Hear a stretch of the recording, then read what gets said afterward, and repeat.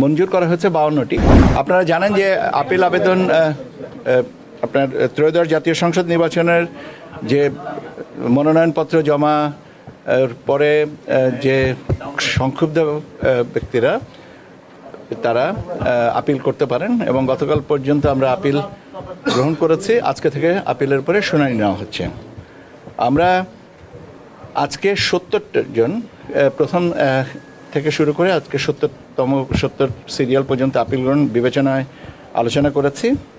আমি আপনাদেরকে সার্বিক সংখ্যাটা বলে দিচ্ছি।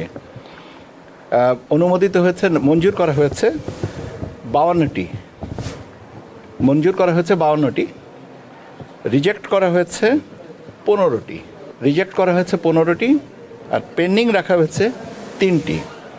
তার ভিতরে একটা আপনার আগামীকাল বিকাল 5টা পর্যন্ত, আর 2টা 16 তারিখ পর্যন্ত। তথ্যগত কিছু অসঙ্গতি আছে যেটা রিটার্নিং অফিসারের মাধ্যমে এটা নেওয়া হবে। আজকে 70 জনের ভিতরে 2 জনা আর উপস্থিত হন নেই। অনুপস্থিতির কারণে ওই 15টা রিজেকশনের ভিতরে ওই 2টাও।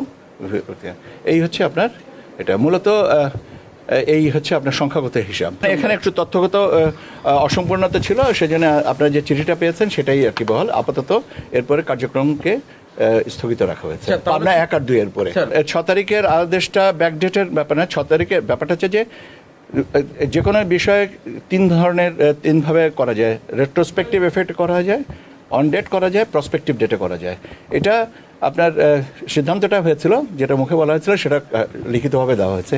এটা তো তত্ত্বগত কোনো অসুবিধা নেই। কি বলা হয়েছিল, এই অটোস্পিড না করলে চর্চাটা না করে বরং যেটা করা হয়েছে সেটাই আমি বলেছি যে আপাতত এটার উপরে কার্যক্রম স্থগিত। গতকালকের কথাটা আজকে আর আনার দরকার নেই। তথ্যগত অসম্পূর্ণতা ছিল, সেটাকে আমরা আজকে সম্পূর্ণ করে এবং কার্যক্রম স্থগিত আছে। এটাই হচ্ছে বর্তমান অবস্থান। এরপরে চর্চা করে তো কোনো লাভ নেই। আমি তো ঘুরে আবার ওইখানেই আসবো।